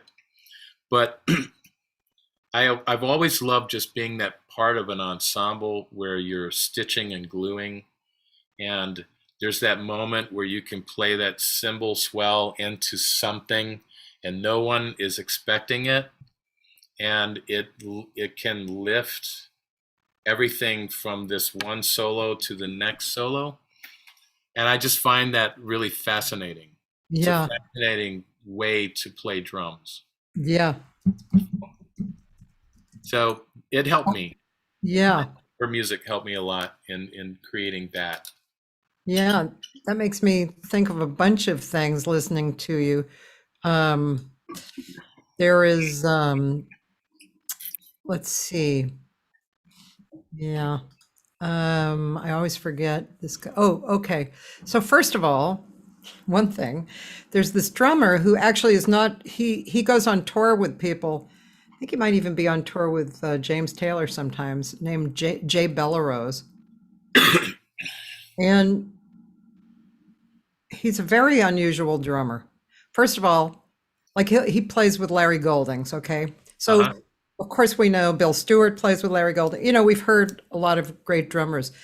And Jay, first of all, brings the tiniest set possible. And then he'll do stuff like and it's absolutely perfect for the music. He's so minimalist that you can't believe it. You're listening and you just can't believe how good it sounds. It's great. I believe It's it. amazing. Yeah. Drums don't always have to be like smashed right up in your face. No, well, it's serving the music. I mean, what you're describing is Right. really the essence of it really is the essence of good music making, because you're working together. It's not all about you. And I always direct my students into that. And as a matter of fact, in the days that I had a jam, like a lot, I had like a 15-year jam session every week. Wow. And it was really interesting because no matter how good the singer was, if they were not listening to the band didn't sound that great, no matter who was playing. And no matter how, even if it was a beginner singer, but they were really listening to the band, no matter what the band was, whether it was good players or student players, everything was magical. And that was such a great lesson, you know. And I constantly tell my students that, you know, if you're not listening to the band and part of the band, forget it. Why would you want to be, it's all about you. You know, Right. it's just, why? Just get up and sing by yourself, you know? It's all important. All of it. Yeah. That period that I was playing with Maria, I was also playing for about 10 years with Mark Murphy. And Mark Murphy was the same concept. Yep. It was about serving the music. Yep. And Mark was amazing at that. Yeah. And he also did things that really showed you how he felt about the musicians. For example, we were playing at Birdland one night when it was up on Broadway, Yeah. or it was in Midtown. And Miles had passed away that morning. And we had all this Brazilian music that he wanted to do. We had it all rehearsed and ready to go. And we get to the club and Mark says, no, we're going to pay tribute tonight to Miles. So he brought out all these charts that he had. And it was really utterly fantastic because he was singing Miles's solos. Hmm. You know, and you just realize how much music he had digested and how much improvisation he had transcribed in his lifetime. Yeah. And I don't know if you saw Mark live, I'm sure. Oh yeah, yeah. I had him here for workshops even. Okay, do you remember those big cardboard sheets he had with lyrics written on them? Did you ever see those? I don't think so. Okay, well, he had them, maybe as he was getting older, he used it more because he had the lyrics written out really big. Oh, huh. And I think we did 3 nights of that run. The second night, he had those cards up, and we were starting this tune, and the card he had up in front of him fell, Uh-huh. and he didn't remember the lyrics. So he tried to remember them, and it was a fail, and he just stopped us, and he goes right into a joke, and it was hysterical. And I forget the joke, but I remember the club was just, everybody was on the floor. It was so perfect. And then after he told this joke, and he said, okay, now you're wondering why we stopped. It wasn't to tell you that joke. I just needed to break the ice. And it wasn't anything any of these people did on stage behind me. It was me. I forgot the lyric, and it had fallen to the floor. And instead of bending over and picking it up and continuing on, I thought, this is a perfect time to tell this joke, which I had just heard, and I thought it was a great joke. And now we'll continue on with this. So, yeah, he was something else. Mark was really just a joy to play with. Yeah.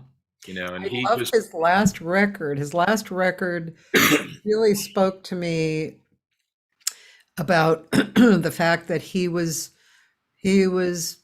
towards the end of his life, and when he spoke on the record, it was as if he was speaking to the listener, and saying, this is a life well lived, and I've had all this music and this relationship with these musicians, and it's right, it's just here. right.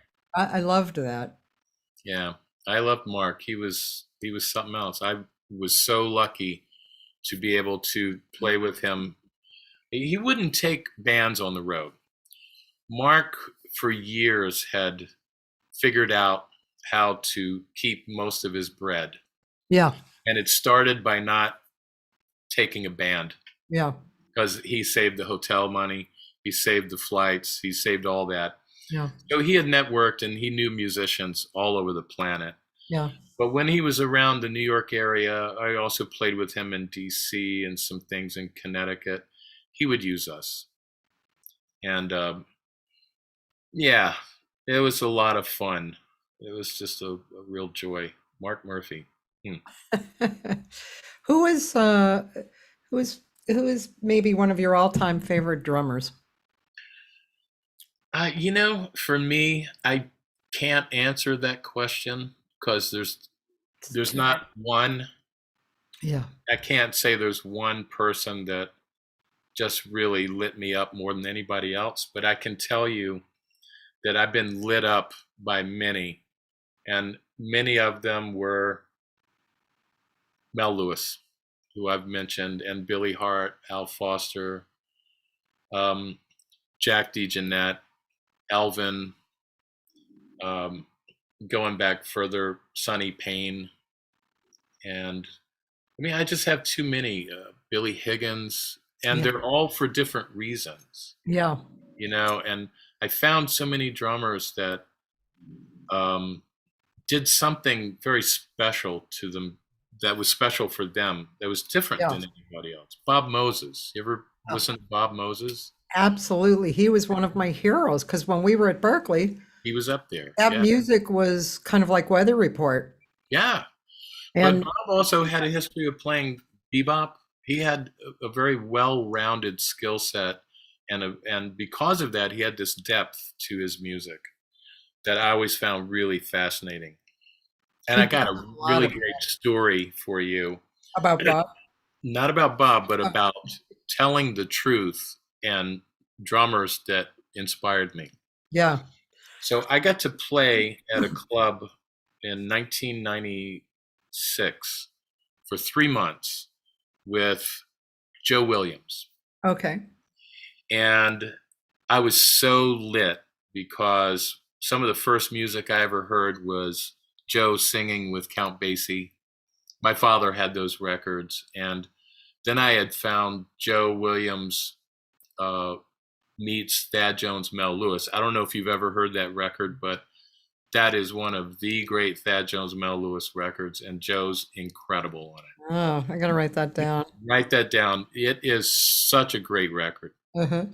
So I had this 3-month run and it was a really great band. And Joe was just from the first note of everything he could do, from his intonation to the wide range to the soulfulness. Swinging. And every night, swinging, yeah. Every night he would say, and on drums, one of New York's swinginest, Tim Horner. And then he never spoke to me. He would only introduce me, and you could tell during the introduction of both sets every night, it was, I'm good to be there. It was over or on the breaks, never said a word. Never approached me, nothing. So this was during the time, I think in the middle of the run, the World Series is happening, and the Yankees, who are my favorite team, are playing the Atlanta Braves. And we're on the 60th floor of the Rockefeller Center. And as you walk around the floor, there's these huge windows, and I'm standing there looking at Yankee Stadium. And they're in like game 2 playing the Atlanta Braves, and they got NBC's covering the game, and they got the TVs up, and I'm looking at the stadium. It was really an awesome moment. And all of a sudden I feel this huge hand on my shoulder. And I see this hand, I look over, and Joe's standing there, and he's got his arm around me. And he like squeezes me into his body. And he says, "You are such a swinging drummer. I love singing with you. Who'd you grow up listening to?" Okay, this is my moment. My moment, excuse me, to relate to Joe. And my mind is just churning. And all I can think of is Elvin, Jack DeJohnette, Mel Lewis, Billy Hart. But I wanted to relate so bad. And I did love Sonny Payne. And I knew that history. And I looked at Joe and I said, well, I first started listening to Sonny Payne. And Joe goes, "Sonny Payne? Worst damn drummer I ever played with. You should have been listening to Mel Lewis and Elvin Jones and Billy Hart." He's naming everybody that ran through my mind. So now this is like around the 6th week. He didn't speak to me again to the whole rest of the run. It was the only thing we ever said to each other. And I just found it to be such an incredible story. Excuse me, everybody. I got a little tad of a cold, and it's dry in here. That winter heat in the building. So yeah, that was my moment, and I just found it so incredibly ridiculous, because I really wanted to talk to him, but we just never did that, except for that one moment. Wow, that's really weird. Yeah, that's one of my favorite stories of all time to tell. That's really weird. Well, speaking of that, I actually wanted to ask you one more question, because when you were here with Paul Jost's masterclass, and you were with Dean Johnson and Jim Riddle, but you had a lot to say to the students that was very pertinent. And the question that there's so many different things that we teach. One thing that's a big thing for me that I work on is how to teach singers how to groove if they don't get it. But also the thing that I really focus on, which is one reason why I love Paul Jost so much, is how do you get to your truth? And it's not just for a singer, but when it is a singer, it's friggin' powerful. But how do you, because you just said it, and it's funny because yesterday I was talking to the guy who owned the Improv Comedy Club for 40 years, and we got into talking about how the process of how a comedian becomes themselves, and that it's all about communication with the audience. And, if you're saying things just for laughs, it's not funny. Right. So it's very comparable, of course.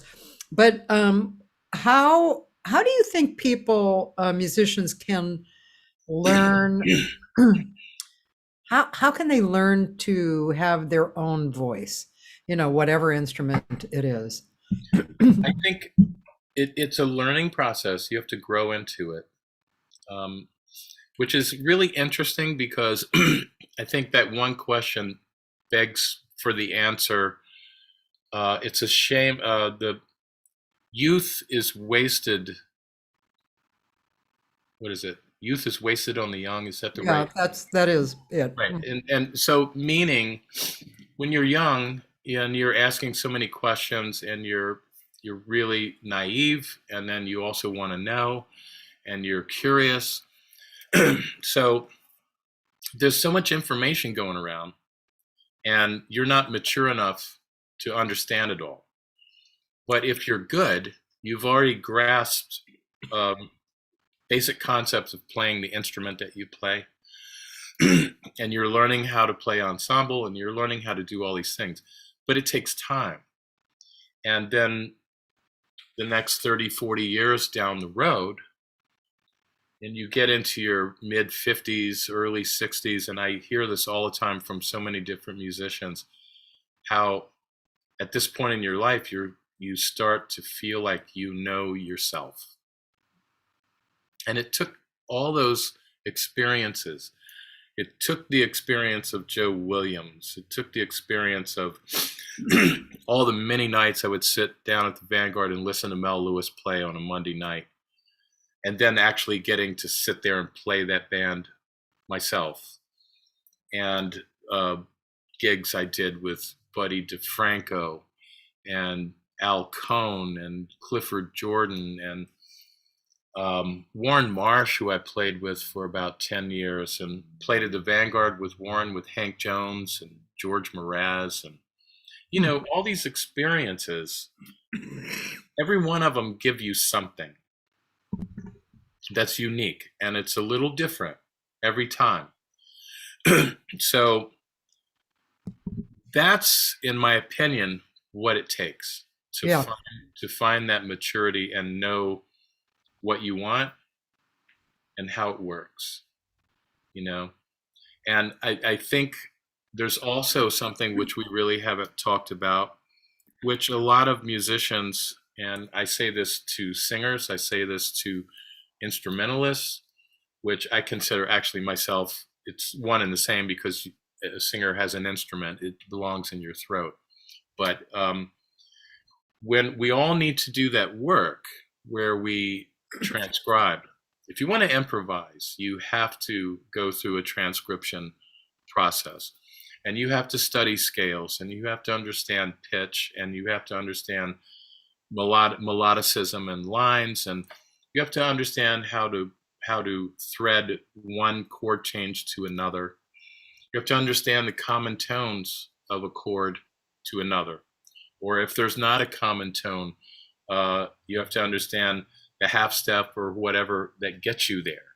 Yeah. You have to understand all those things, because a lot of people don't realize when you're improvising, you're a composer.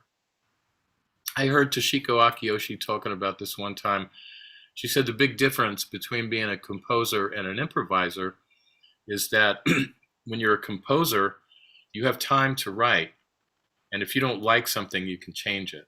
Yeah. And you can work on it to a point to where you feel it's perfect for you.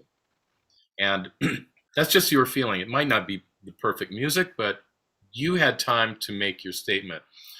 And when you're improvising, you only have that small second to make it happen. So you have to know what you're doing. So for all the people that want to improvise, for all the singers that want to scat sing, if you go through that process, and if you do it and do it diligently, you're going to learn, and you're going to be so much better at what you do. So, I mean, we have to do the work. You have to do all the proper work that gets you to that end, but it is definitely life experience that makes you who you are. Yeah. I I saw I saw a quote this morning on Facebook. Sorry to cut you off. Dave Brubeck had said, I think he was 82 at the time, was quoted as saying, "I wish I knew now what I knew 30 years ago, but regardless of that, I now finally feel like I know who I am." So usually people say it the other way around. I wish I knew then what I know now. Exactly. And I wish I knew now what I knew then. Yeah. But now I feel like I understand. I can totally relate to that. Wow, I can totally relate to that. And it doesn't end. We're only playing this music while we're here and we can do it. And nobody gets out of here, alive. We all go through the process. We're all going to pass. And everybody's going to eventually not be known anymore.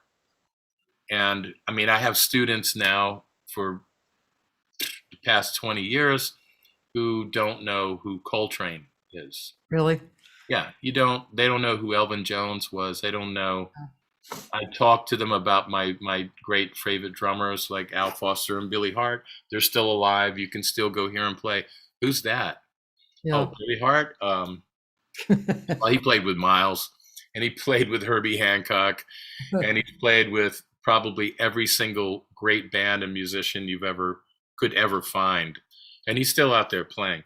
Yeah. Oh, wow, that's cool. And he lives in Jersey. Oh, really? And they're less like, oh well, but it blows my mind. But Yeah. that's the way. That's the process. That's the living process.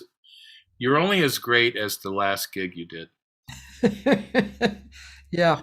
Also, It's- brings to mind this circle, it just circles around, right? And yeah, it is what it is.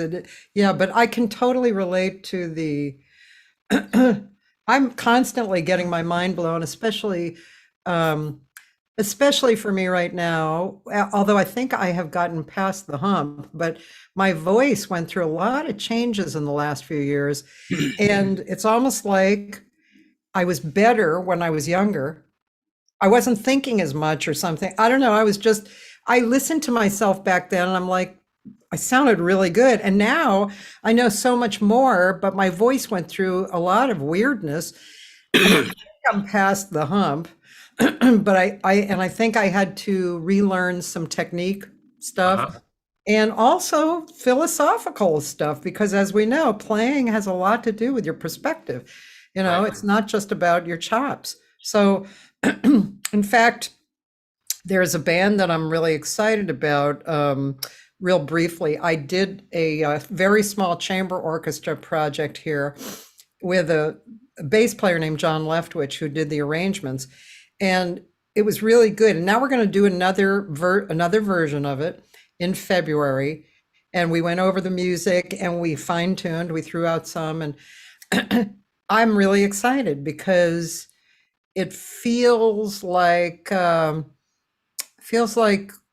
a part of me that's very true and deep, and easy in the way that it's me, it's coming out and it's me. So I'm really excited about that. But, okay, I'm 68 and, I mean, and the nature of the business and how often or how not often you play out and who you play with, especially for a singer, takes a lot of effort to get the top guys to play with you on a gig and even to get a gig. So there's a lot to it, I've learned a lot about the voice and the life of a singer being with Emma. And, it's really quite esoteric to think that you can't see your instrument. You can only feel it. And so as you learn to sing, and as you learn to sing properly or with good technique, you have to feel it. It's not like a saxophone player who can go, gee, I think this pad is Yeah. working out. Yeah. Or a trumpet player, oh, I got to oil the valves, or maybe my stick's about to break. Yeah. There's all these things that we have that are visual Yeah.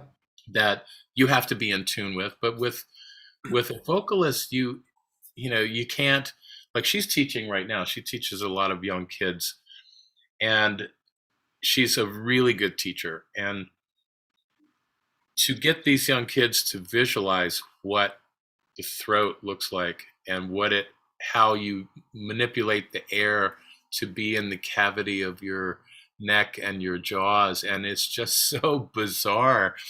And you have to feel the whole thing.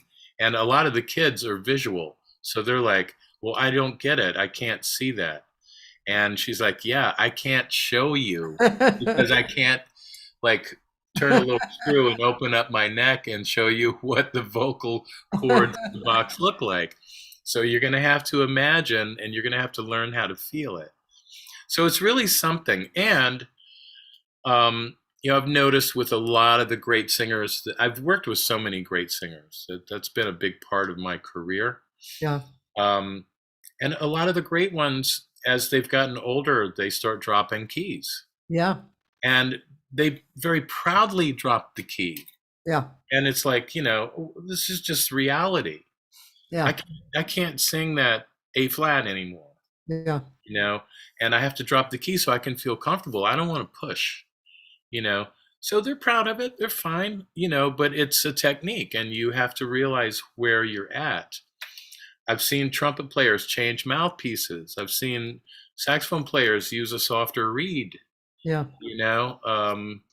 I've seen a lot of drummers use some smaller sticks because they have to learn how to play more quiet. Yeah. As music evolves. For myself, in this world of singers that I've worked with, I've had to learn how to play really quiet, but still with some fire. Yeah. And that's hard to do for drummers, because once you start playing quiet, you feel almost like you're being held, like somebody's holding your body, and they go ahead and play, and you can't get your arms out, So it's somewhat restricting. So you have to find a way to play minimal strokes, but still have fire and have a fat sound. And it's not easy, but you have to evolve into that. So these are things we have to do. I do think that singers have the biggest challenge of any instrument, because as your body changes, you don't really have a lot to say about it. You can keep yourself in great shape, and you can go through all the different type of teas that you need to drink and anything that can personally help your throat. But in some respects, your body's going to do what it's going to do because it's your DNA. Yeah. And it's all planned out. You don't know. Yeah. We don't know. Remember when you're 20 and you look at a picture of yourself and you're like, oh yeah, that's me. Now you're 65. I'm 65, and I look at a picture when I was 20. I'm like, what happened?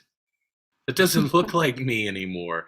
And I had no control over that other than trying to keep my weight, somewhat down, which is hard to do as we get older. But, the gray in the hair and the face changing and skin sagging, it's like just age and life takes over. Yeah. So you have to be good with it. And I have to look at that 20-year-old Tim and go, okay, I get it.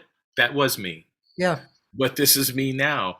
Yeah. And that's hard for a lot of singers to deal with. It's hard for me, actually, in some ways, because you want to, no matter how you change physically in appearance, you want to keep that rock that you had. Yeah.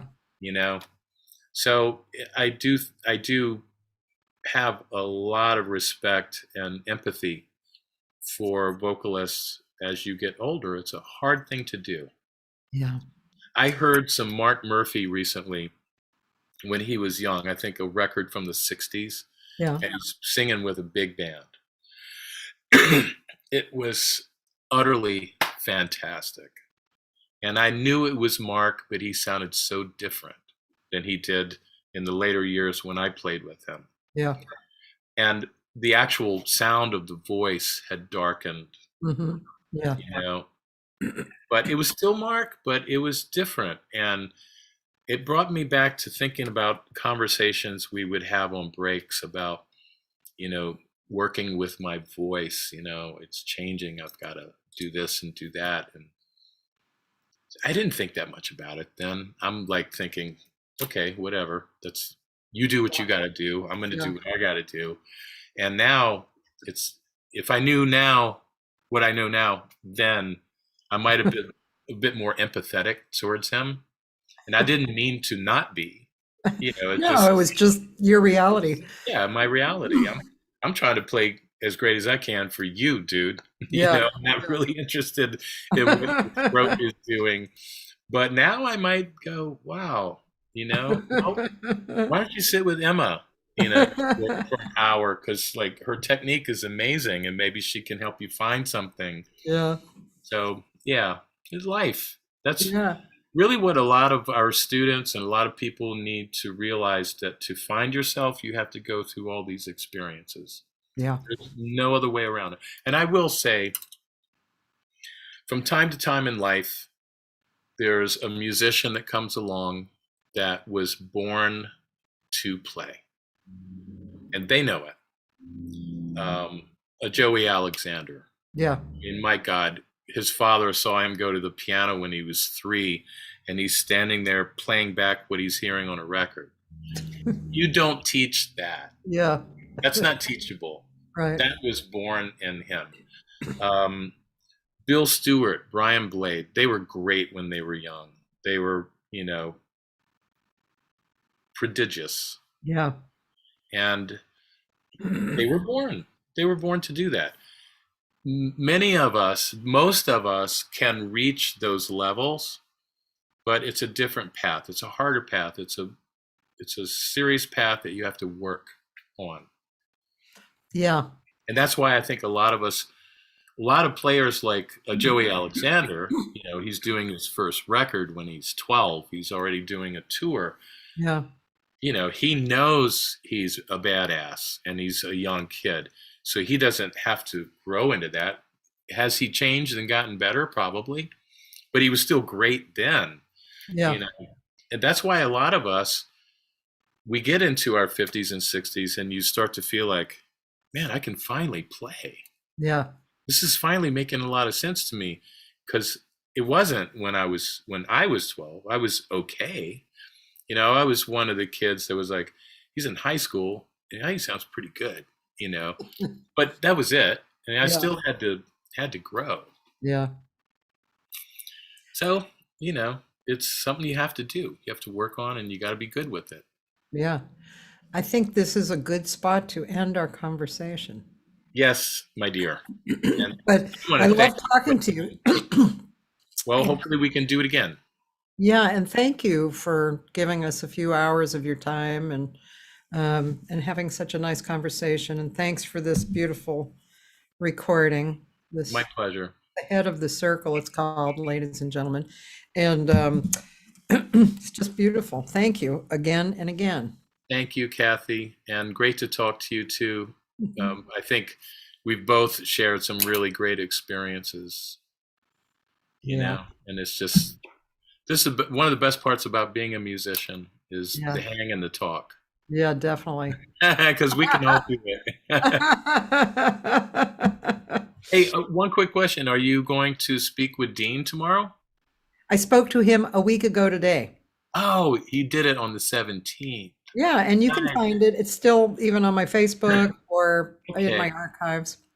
All right. That's my man. I love him. That's your brother, man. Brother from another mother. Yes. You even look alike except for your eyes, but All right. Well, listen, you have a great rest of this day, and I hope to see you soon. Thank you. You too. And you can leave the meeting, and I'm just going to blab a little about what's coming.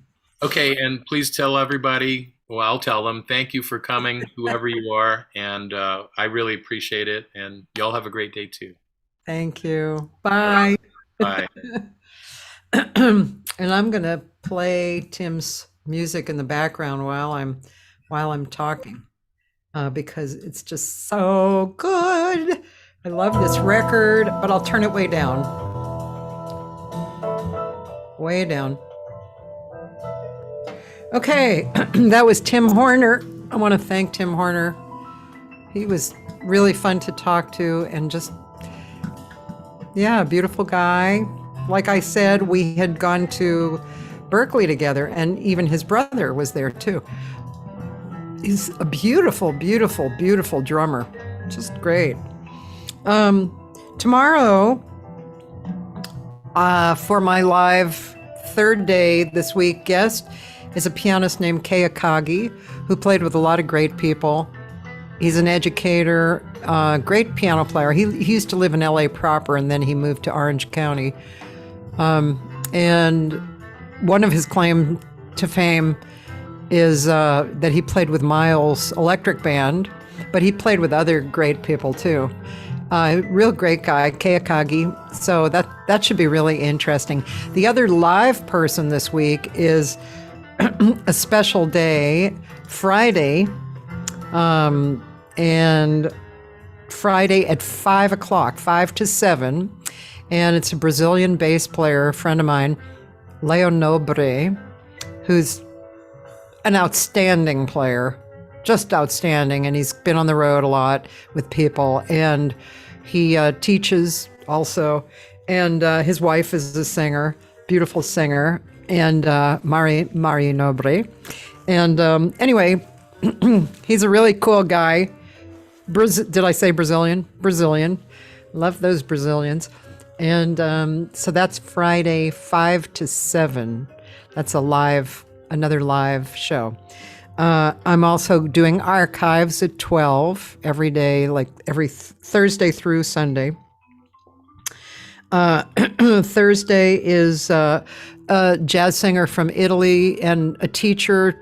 She was coming here every year and having this week-long workshop, or 2 weeks, at Venice Beach. She would rent this house and then have students come and experience the whole thing, California and jazz, and she'd have great teachers.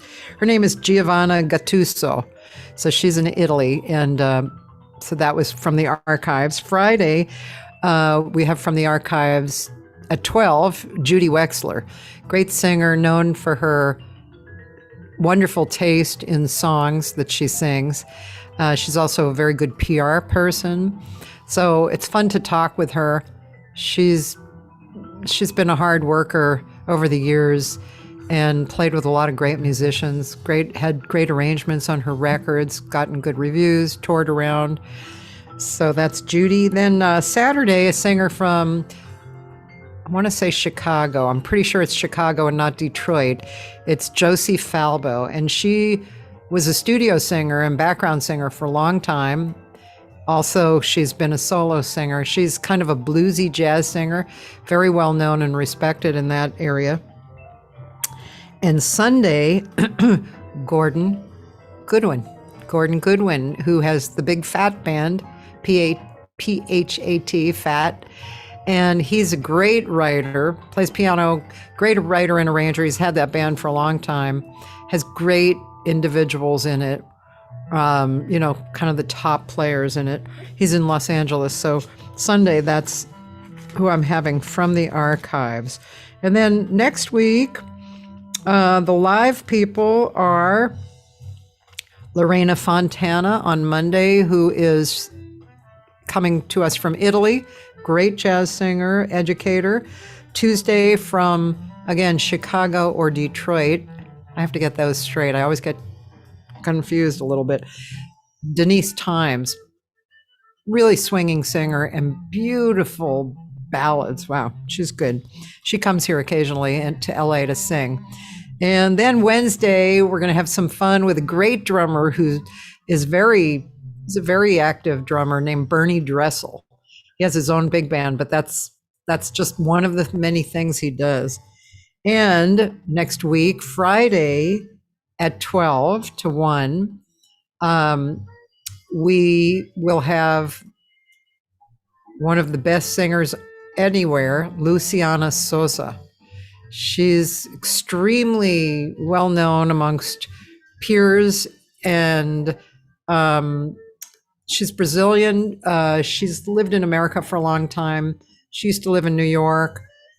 She's married to Larry Klein, who is a great bass player. He was, like, when I was younger here, he was a bass player in town. Then he moved into producing, and he's produced all kinds of people. All kinds of people. He played and probably produced Joni Mitchell and on and on. He's really great. So they got married, and yeah, they had a baby a few years ago. But Luciana is an amazing singer, extremely authentic and organic, a really great jazz singer. So that's next Friday, the 5th. That's from 12 to 2. So that's next week. Anyway, you can always go on my website. I just updated it last night, so it's up to date, and see who's coming. And love you guys, all of you. And yeah, just stay safe and go out and hear the live music that's happening again. And I wish you a great Tuesday. It is Tuesday, right? I think so. Okay. Bye, y'all.